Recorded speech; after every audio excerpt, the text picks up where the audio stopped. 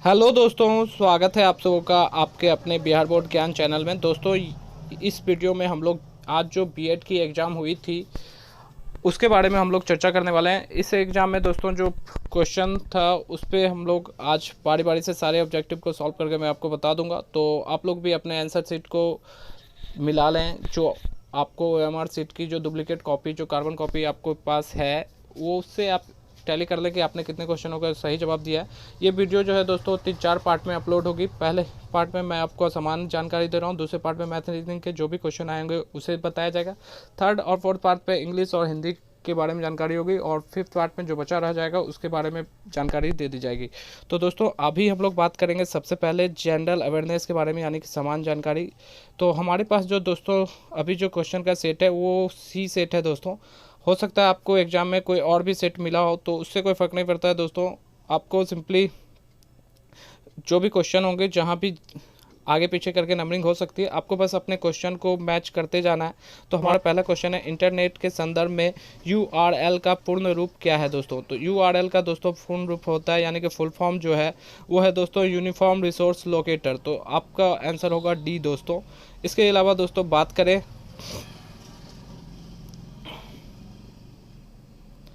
दोस्तों, उसके बाद बात करते हैं 57 नंबर क्वेश्चन की। 57 नंबर क्वेश्चन में है दोस्तों कि भारत में नीली क्रांति का जनक किसे कहा जाता है। तो दोस्तों भारत में जो नीली क्रांति का जनक है वो हीरालाल चौधरी को कहा जाता है दोस्तों। तो हीरालाल चौधरी इसके सही जवाब है। उसके बाद दोस्तों यानी कि आपका 57 का सी हो चुका है आंसर। इसके बाद दोस्तों बात करें 58 नंबर क्वेश्चन की। तो 58 नंबर क्वेश्चन जो है दोस्तों, भारत के प्रमुख न्यायाधीश कौन थे। तो भारत के प्रमुख न्यायाधीश थे दोस्तों हीरालाल जे कन्या। तो ऑप्शन बी दोस्तों इसका सही उत्तर होगा।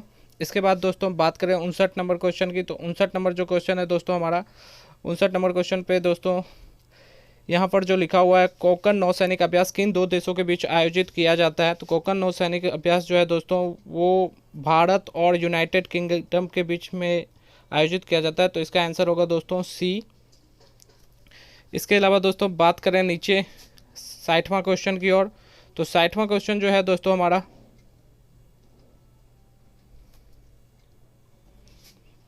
दोस्तों 60वां क्वेश्चन जो है, संगाई महोत्सव किस राज्य में मनाया जाता है। तो संगाई महोत्सव जो है दोस्तों वो मणिपुर में मनाया जाता है। इसके अलावा दोस्तों अगला क्वेश्चन में बात करें, फियरलेस गवर्नेंस पुस्तक के लेखक कौन हैं। तो फियरलेस गवर्नेंस पुस्तक के लेखक हैं दोस्तों किरण बेदी। और उसके बाद दोस्तों बात करें 62वें क्वेश्चन की ओर। तो 62वां क्वेश्चन है दोस्तों हमारा कि किस अभिनेता की आर्थ कथा का शीर्षक खुल्लम खुल्ला है। तो इसका सही आंसर होगा दोस्तों ऋषि कपूर। जो ऋषि कपूर का देहांत हो चुका है और इन्हीं की आत्मकथा थी दोस्तों खुल्लम खुल्ला। उसके बाद दोस्तों बात करें 63वें क्वेश्चन की। तो 63वां क्वेश्चन जो है दोस्तों, ज्ञानपीठ पुरस्कार निम्नलिखित में से किस क्षेत्र में उत्कृष्टता के लिए दिया जाता है। तो दोस्तों साहित्य के लिए दिया जाता है। तो ज्ञानपीठ पुरस्कार दोस्तों साहित्य के क्षेत्र में दिया जाता है। तो इसका सही जवाब होगा दोस्तों हमारा ऑप्शन सी, लिटरेचर। क्वेश्चन है, जहांगीर खान किस खेल में प्रसिद्ध हैं। तो इसका जवाब होगा दोस्तों 64 नंबर जो क्वेश्चन है हमारा, उसका जवाब होगा ए, यानी कि स्क्वैश खेल से संबंधित है। इसके अलावा दोस्तों अगला क्वेश्चन जो है वो है, निम्नलिखित में से कौन सा अंतर्राष्ट्रीय टेनिस टूर्नामेंट ग्रास कोर्ट पर आयोजित किया जाता है। तो दोस्तों ग्रास कोर्ट पर जो आयोजित किया जाता है दोस्तों, ग्रास कोर्ट पे जो आयोजित किया जाता है वो है दोस्तों विम्बलडन। तो विम्बलडन वाला जो है दोस्तों ऑप्शन डी, ये आपका सही उत्तर होगा। इसके बाद दोस्तों बात करें आगे की। तो आगे जो दोस्तों हमारा अगला क्वेश्चन है दोस्तों, चिकनगुनिया का कारण क्या है। तो दोस्तों चिकनगुनिया का जो कारण है वो दोस्तों वायरस है। ऑप्शन सी इसका सही उत्तर होगा। वायरस जो है दोस्तों, वायरस के कारण से चिकनगुनिया होता है। और इसके बाद दोस्तों आगे बढ़ें तो इसमें दोस्तों उसके बाद है, किडनी की मूलभूत इकाई क्या है। तो किडनी की जो मूलभूत इकाई है दोस्तों वो है हमारा नेफ्रॉन। तो नेफ्रॉन इसकी मूलभूत इकाई है दोस्तों किडनी की। उसके बाद दोस्तों अगला क्वेश्चन बढ़ते हैं, 20 अगस्त को किस रूप में मनाया जाता है। तो 20 अगस्त को दोस्तों राजीव गांधी जी का जयंती है, इसलिए इस दिन सद्भावना दिवस के रूप में मनाया जाता है। सद्भावना दिवस दोस्तों 20 अगस्त को मनाया जाता है।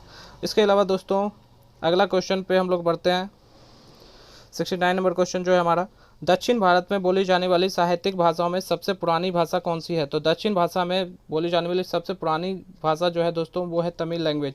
तमिल लैंग्वेज दोस्तों सबसे पुरानी भाषा है। इसके बाद दोस्तों बात करें अगले क्वेश्चन की, तो 70 नंबर जो क्वेश्चन है दोस्तों, एक गैर वित्तीय कंपनी NBFC डैश के तहत पंजीकृत एक कंपनी है, तो इसका आंसर दोस्तों होगा इसका आंसर होगा NBFC अधिनियम 1956, यानी कि हमारा जो है ऑप्शन सी जो है वही सही आंसर है दोस्तों इसका। तो 70 का जो आंसर है दोस्तों वो सी है। दोस्तों हो सकता है आप में ये क्वेश्चन अलग अलग नंबर पे हो, तो आप क्वेश्चन मिला लीजिएगा, हो सकता है उसकी नंबरिंग कुछ भी हो, उससे फ़र्क नहीं पड़ता, लेकिन क्वेश्चन दोस्तों सभी सेट में सेम ही होंगे। तो चलिए 70 नंबर क्वेश्चन मैंने आपके साथ डिस्कशन कर लिया, अब आगे बढ़ते हैं दोस्तों। अब अगला क्वेश्चन है हमारा, साहित्य के क्षेत्र में नोबेल पाने वाले पहले भारतीय। तो दोस्तों पहले भारतीय जो थे वो रविन्द्रनाथ टैगोर थे, जिन्हें नोबेल पुरस्कार मिला था। तो ये जो आंसर होगा दोस्तों वो सी होगा।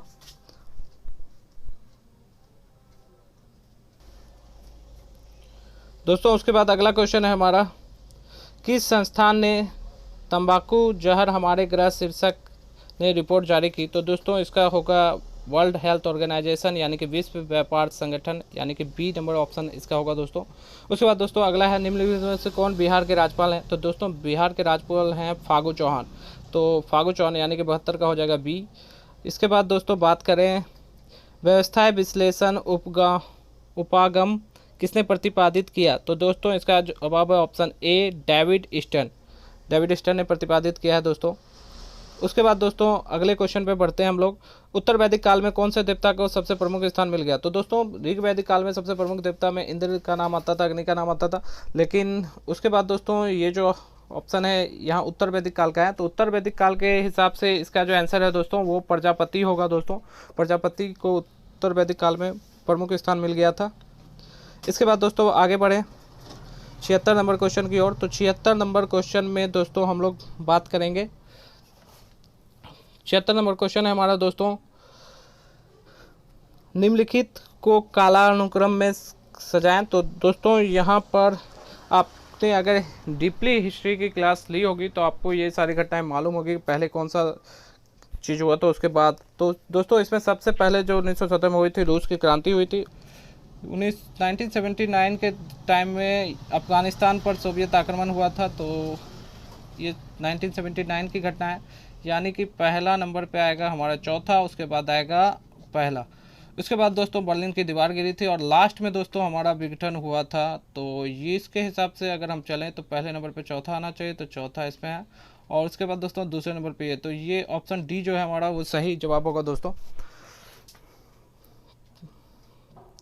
उसके बाद दोस्तों बात करें, चंद्रगुप्त मौर्य के 18 पदाधिकारियों के समूह को क्या कहा जाता है? तो दोस्तों चंद्रगुप्त मौर्य के टाइम में 18 जो पदाधिकारियों का जो समूह था दोस्तों उसे तीरथ कहा जाता था। उसके बाद दोस्तों यहाँ पर है, अर्थव्यवस्था की केंद्रीय समस्या कौन सी है? तो दोस्तों संसाधनों का आवंटन, संसाधनों का इष्टतम उपयोग, आर्थिक विकास, ये सभी, तो ये सभी होगा दोस्तों ऑल ऑफ दिच इसका सही जवाब। इसके अलावा दोस्तों बात करें 79 में, तो 79 क्वेश्चन है दोस्तों हमारा, एक कंप्यूटर सिस्टम में शामिल होता है, तो हार्डवेयर, सॉफ्टवेयर, परिस्थिति यानी पेरिफेरल्स, तो बहुत सारे डिवाइस जो होते हैं इसमें कंप्यूटर सिस्टम में आते हैं दोस्तों। तो इसका भी जवाब दोस्तों ऑल ऑफ दिस होगा, यानी कि डी इसका आंसर होगा।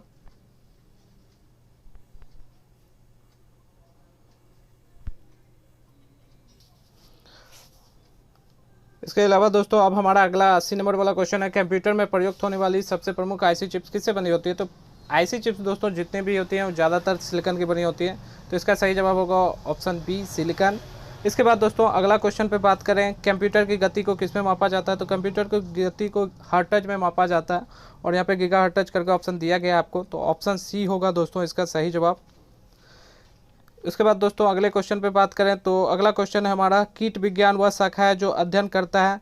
तो दोस्तों कीट विज्ञान जो है वो कीटों का अध्ययन करता है, इसका सही जवाब होगा दोस्तों इंसेक्ट्स, यानी कि कीड़े का अध्ययन ही दोस्तों आपका कीट विज्ञान है। उसके बाद दोस्तों है सर्वाधिक बुद्धिमान स्तनधारी कौन है, तो डॉल्फिन को दोस्तों सर्वाधिक बुद्धिमान माना जाता है। 83 का बी नंबर क्वेश्चन का आंसर होगा। इसके अलावा दोस्तों बात करें 84 नंबर सवाल की, तो 84 नंबर सवाल है हमारा, जब सोडा वाटर की एक बोतल खोली जाती है तो कार्बन डाइऑक्साइड निकल जाती है जिससे एक सीटी उत्पन्न होती है, इसका मुख्य कारण क्या है। तो दोस्तों इसका मुख्य कारण है कि यहाँ पर प्रेशर कम हो जाता है दोस्तों, यानी कि दबाव जो है हमारा कम हो जाता है और जिसके कारण उसके घुलनशीलता में कमी आ जाती है, यानी कि ऑप्शन सी दोस्तों हमारा एकदम सही है। इसके अलावा दोस्तों बात करें 85 नंबर क्वेश्चन की, तो 85 नंबर जो हमारा क्वेश्चन है वो है जैव विविधता के 3 स्तर। तो जैव विविधता के 3 स्तर हैं दोस्तों, अनुवांशिक, प्रजातियाँ और पारिस्थितिकी तंत्र, यानी कि ऑप्शन डी जो है दोस्तों वो हमारा सही जवाब है इसका। इसके अलावा दोस्तों 86 नंबर जो क्वेश्चन है दोस्तों हमारा, 86 नंबर क्वेश्चन है पारितंत्र के अजैविक घटक कौन से हैं। तो ये सारे जितने भी दिखाई दे रहे हैं दोस्तों, चाहे मिट्टी हो, प्रोटीन हो, कार्बन हो, ये सभी अजैविक घटक के ही उदाहरण है दोस्तों। तो 86 का भी जो आंसर होगा दोस्तों वो डी होगा। इसके अलावा दोस्तों बात करें निम्न में से कौन सा जीव त्वचा से सांस लेता है। तो दोस्तों आपको मैं बता दूं कि यहाँ पर जितने भी जीव हैं इसमें से दोस्तों केचुआ जो है दोस्तों वो त्वचा से सांस लेता है। इसके अलावा अगर यहाँ पे मेढक होता दोस्तों तो मेढक भी इसका आंसर हो सकता था दोस्तों। तो यहाँ पर आपका जो होगा वो अर्थवॉर्म होगा, यानी कि केचुआ दोस्तों वो जो है वो त्वचा से सांस लेता है दोस्तों। उसके बाद हमारा अगला जो है क्वेश्चन है वो ग्लाइकोलाइसिस प्रक्रिया कोशिका किस भाग में होती है। तो दोस्तों ये होता है कोशिका द्रव के भीतर, यानी कि ऑप्शन ए साइटोप्लाज्मा के भीतर। उसके बाद दोस्तों अगला क्वेश्चन है अमीबा में भोजन का पाचन कहाँ होता है। तो भोजन का पाचन वहाँ पे रसधानी में होता है, तो फूड वैक्यूल इसका सही जवाब है। इसके अलावा दोस्तों बात करें अगले क्वेश्चन की ओर, तो जेसी बोस का आविष्कार है दोस्तों, जेसी बोस ने कैस्कोग्राफ मशीन का आविष्कार किया था और साथ ही साथ रेडियो तरंगों की भी खोज की थी। तो इसका ऑप्शन डी होगा दोस्तों, यानी 90 का डी है आपका आंसर। इसके अलावा दोस्तों बात करें परमाणु कक्षकों में इलेक्ट्रॉन के वितरण को क्या कहा जाता है। तो परमाणु कक्षा में इलेक्ट्रॉन के वितरण को कहा जाता है इलेक्ट्रॉनिक कॉन्फ़िगरेशन। तो इसका सही जवाब होगा दोस्तों डी, 91 का भी डी होगा दोस्तों, इलेक्ट्रॉनिक कॉन्फ़िगरेशन। इसके अलावा दोस्तों बात करें 92 का, तो इसमें कह रहा है उष्मा और विद्युत का कुचालक कौन है। तो दोस्तों गैस जो है वो उष्मा और विद्युत का कुचालक हैं, क्योंकि दोस्तों आप देख सकते हैं कि वायुमंडल में जितने भी गैस हैं, चाहे वो ऑक्सीजन हो जिसे हम सांस के रूप में यूज करते भी हैं, तो अगर उसमें करंट होता दोस्तों तो आप सब ऐसे ही मर जाते सांस लेते ही। तो कॉमन सेंस वाली बात है कि दोस्तों जितने भी गैसें हैं उसमें दोस्तों विद्युत के ये सभी कुचालक हैं और ये उष्मा के भी कुचालक है, क्योंकि इसके अणु जो बहुत दूर दूर पर रहते हैं। तो इसका 92 का जो आंसर होगा दोस्तों वो होगा सी। इसके अलावा दोस्तों बात करें 93 नंबर क्वेश्चन की, तो कौन सा नियम सूर्य के चारों ओर ग्रह की कक्षाओं को दर्शाता है। तो दोस्तों ये है केपलर्स लॉ, इन्होंने ही दिया था ये नियम, ग्रह से संबंधित नियम है ये। और दोस्तों उसके बाद बात करते हैं 94 नंबर क्वेश्चन की ओर, तो 94 नंबर जो क्वेश्चन हमारा, किसी गैस को द्रव में बदलने के लिए निम्नलिखित में से कौन सी स्थिति सबसे अनुकूल है। तो दोस्तों 94 नंबर जो क्वेश्चन है उसका जवाब होगा दोस्तों उच्च दबाव और कम तापमान, यानी कि हाई प्रेशर चाहिए और लो टेम्परेचर चाहिए दोस्तों, उस पर आपका सबसे अच्छा स्थिति माना जाएगा। उसके अलावा दोस्तों बात करें 95 नंबर क्वेश्चन की, तो निम्नलिखित में से कौन सा वास्तविक उभयचर प्राणी है।